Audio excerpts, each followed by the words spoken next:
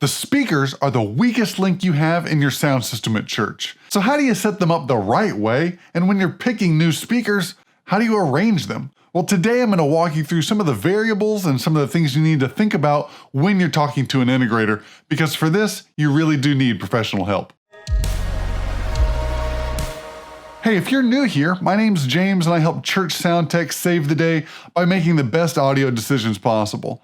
If that's you, go ahead and hit subscribe and ding the little bell to get notified every time I post new content. The first thing you have to think about is matching the shape of the room, or where's the seating area that you need to cover? Is your seating more like an amphitheater with a fan shape? Do you have a long, narrow room? Do you have a wide, short room?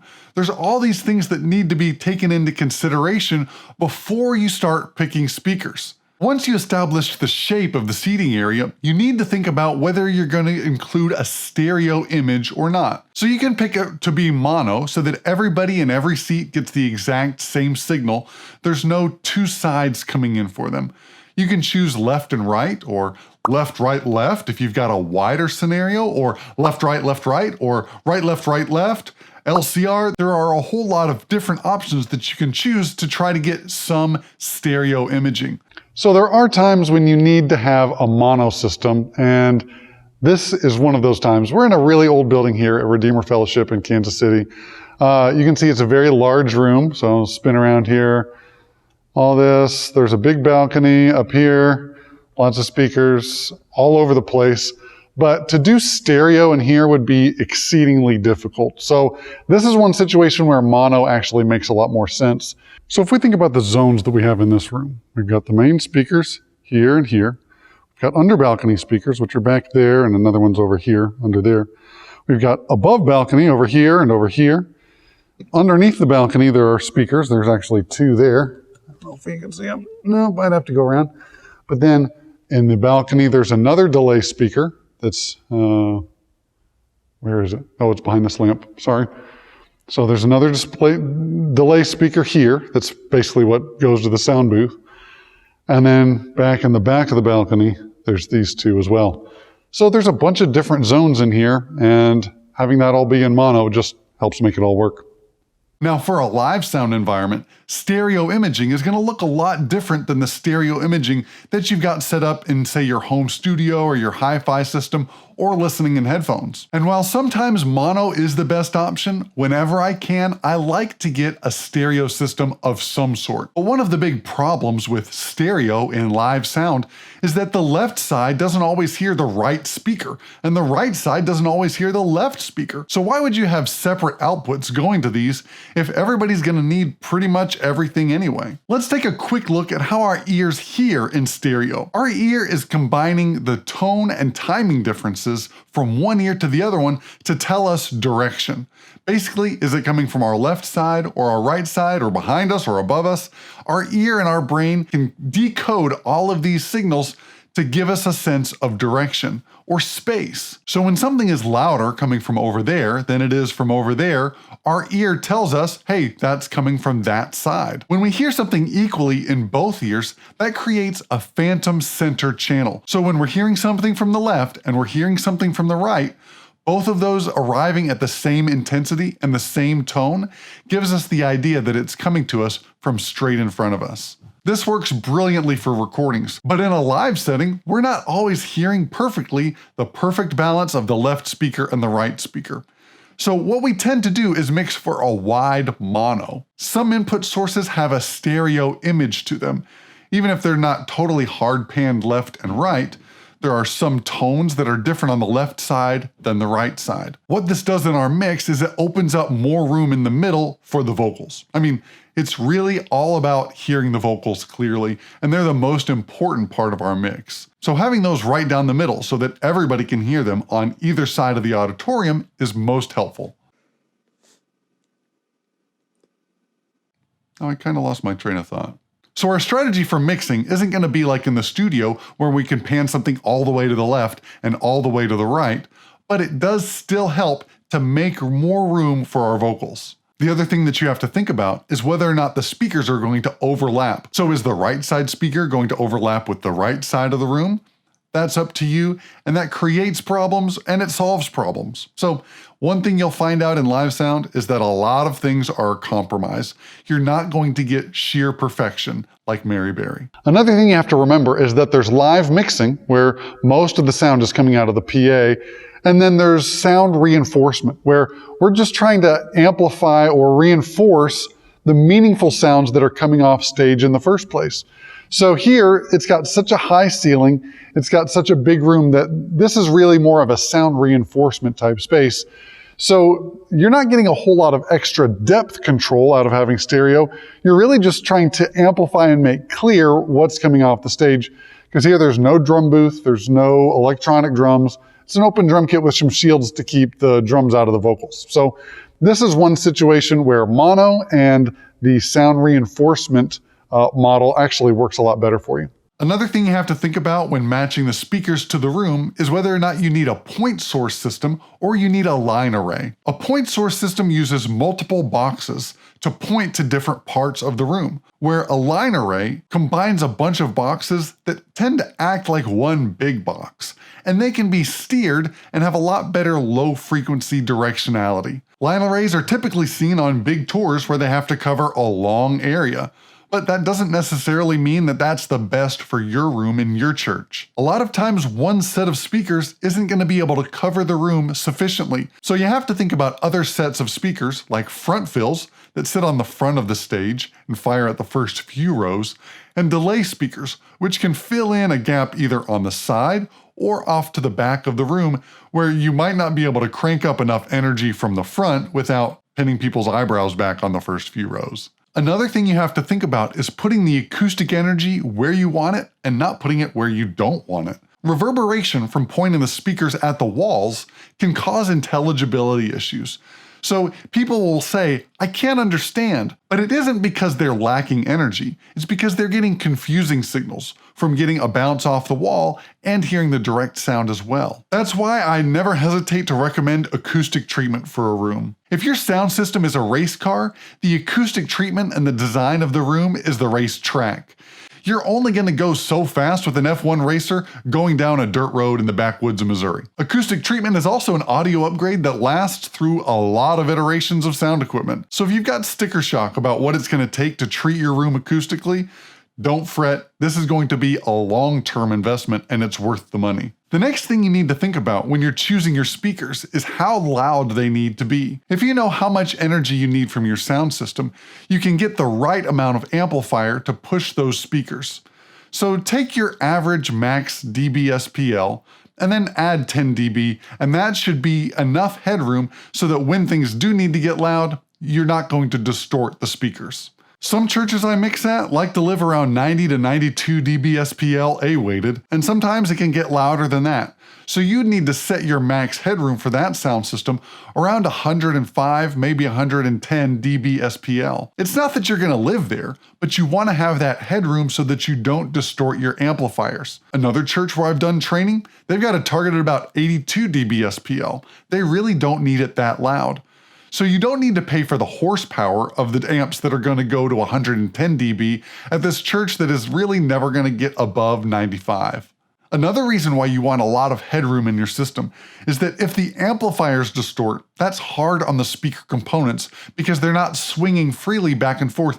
They're starting and stopping very suddenly at the end of their excursion. And damaged components don't sound good at any level. So try to avoid that and give yourself lots of headroom. The next thing you need to think about with which speaker system you're choosing is how much bandwidth you need. Basically how many low frequencies you have, and you probably need all the high frequencies, but if you're just doing a bare minimum, speech intelligibility happens between 300 Hz and 3K. That's basically all that an old telephone will transmit. If you're just doing speech and a cappella singing, you're going to want a little bit more than that, but you don't need to go all the way down to 100 Hz. Unless the Gaither family is coming, and they're really reaching for those low notes, and they want everybody to feel it.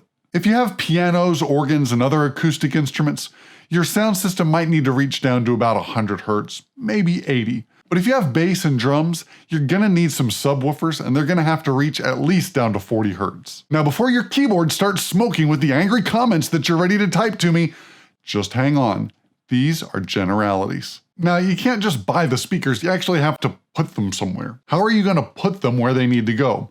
You could stack them on the ground, and that's easy enough, but that's not going to get up over the heads of the people in the front row to get to the people in the back row. So I recommend speaker stands. Speaker stands are great because they're easy to move, you can mount them quickly, and if you're in a mobile church situation, that might be your only option. Now, the benefit of speaker stands is that they're easy to adjust, right? You can get to the speakers themselves, you can just crank it back down, and there you go. You're back down on the ground. But speaker stands are limited in that it's hard to get them high enough unless you get a really expensive stand, and then you've got a really big stand on the front of your stage, and that can obstruct sight lines.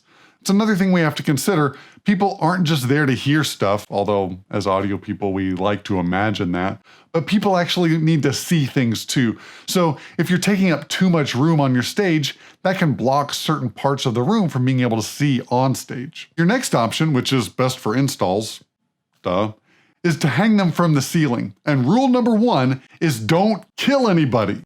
You really need to be licensed or know what you're doing in order to rig something from the ceiling. I don't want anybody to die because they watched this YouTube video and I told you that hanging the speakers was a better option because you didn't follow the right safety protocols to keep them from crushing somebody. The pros of hanging them is that you can get them up and out of the way, you don't need a stand that's blocking sight lines, and you can usually get them right where you want them. The cons is that once they're up there, they're a little bit harder to adjust without getting a lift or scaffolding, and that can be a real pain. At my church, in this season, we've got a saying, function over feng shui. We don't really care how good it looks as long as it works. But there are other seasons or other churches where the visual importance of how the speakers look play a bigger role. So just know what's important to you before you suggest a giant line array hanging in the middle of your cathedral. That might not go over so well with some people. Another thing you can do before you buy speakers and hang them in your room and then decide that you don't like them is to use prediction software. This can model your room, the speaker, and how its output is going to perform across different frequencies, taking into account the different angles and how they're going to resonate with the room. So here is a demonstration of Display 3 from Martin Audio. And you can see here we've got a theater. I've already calculated the SPL with just these speakers. I've got these two muted. You can see down here. And so I'm going to calculate the SPL, and you can see there's a little bit of drop off over here. So I created a couple little front fill speakers, and I've got them turned down 9 dB. Let's unmute them. Then we can hit calculate SPL. And you can see that there's a little more coverage over here, but you can tell there's some comb filtering over here because it's lighter as well. So there's some issues there. We could play around with the timing in milliseconds to get those delayed if we wanted to try to fix that. But that's just a quick example of what you can do with that. You can load in different SketchUp devices or scenes so that you could model your own sanctuary and figure out how to use that. Some of them you can check out are QSC, JBL, Martin, and Meyer, and I'm not that well versed in it, or I'd show you all about it. And while these can be super helpful, they're not going to be perfect representations because they don't take into effect every single parameter about your wall density, acoustic treatment, lots of different things. So take it with a grain of salt when you design the perfect speaker system and then it doesn't perform exactly how you thought it was when you get it hung. Now, if you're shopping for new speakers, you might have gotten sticker shock. They can be really expensive. But what separates a high-quality, high-priced speaker from a low-quality speaker? The answer to that question has a lot of nuance to it. You can get higher quality components that are going to last longer and maintain their level of quality over a longer period of time. I mean, we are talking about electronic and mechanical components that do wear and tear. So the better that they're built, the longer they're going to last. And I'm a big fan of buy once, cry once. It really does hurt on the front end when you buy a better speaker, but if you only have to buy it once, that ends up being cheaper over the long run. Besides durability and maintaining those high standards, you also get more consistency. Some speakers are more precise in their directionality, or they're only going to put the energy in one area at a time, So if you've got a highly reverberant room and putting up acoustic treatment isn't possible, the speakers can keep that energy focused on the listening area and not on the walls bouncing around and creating more problems. Another thing that your executive pastor probably isn't thinking about is the way that the crossovers behave. And in those frequency regions where both speaker components are operating at the same time, that can be another place where things can get funky. That can mess with intelligibility, and a higher quality speaker is going to have better components feeding that. There are a few other things that go into high quality speakers that you can't put your finger on until you actually hear it in person. You're not going to be able to read these in a spec sheet or in a review online. That's the punchiness and the smoothness of the top end. So the punchiness is how quickly it can move low frequencies, and this is a feeling thing that you're just going to have to compare one speaker to another to know what I'm talking about. The smoothness on the top end makes it so that it doesn't get harsh when it gets loud, or if it's got better components to it, it's going to smoothly recreate those higher frequencies even at high SPLs. So when it gets louder, it doesn't necessarily get harsher.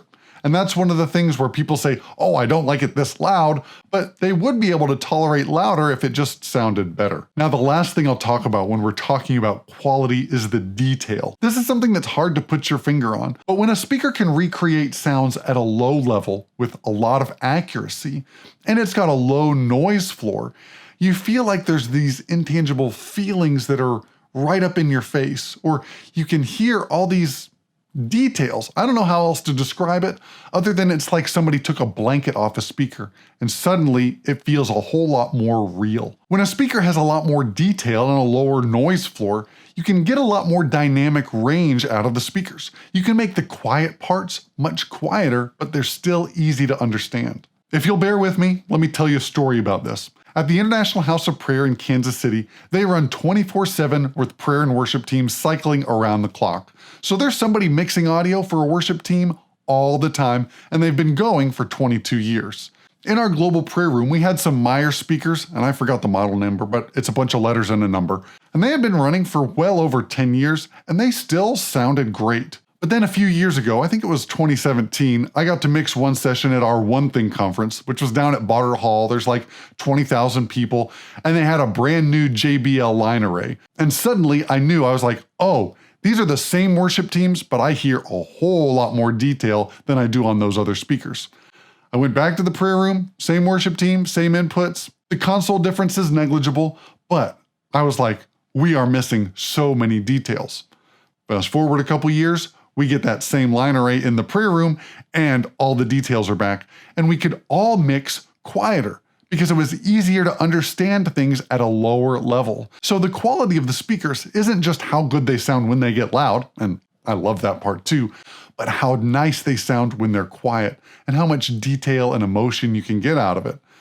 Now I'm talking feelings again, but y'all, it's real. I love great speakers that bring out those details because it allows you to craft a more emotional mix and it's just more enjoyable.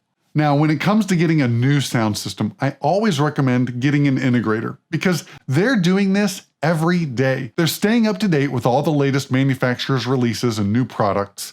They've seen a bunch of different rooms and seen how well things have worked. Plus, they've got experience with rigging, or at least knowing who to hire to do the rigging, so that nobody dies at church. Plus, once the speakers are in, it's just as important to get them set up just right, with getting the precise angle they need, with getting the system EQ, the delays, and the crossovers set up just right.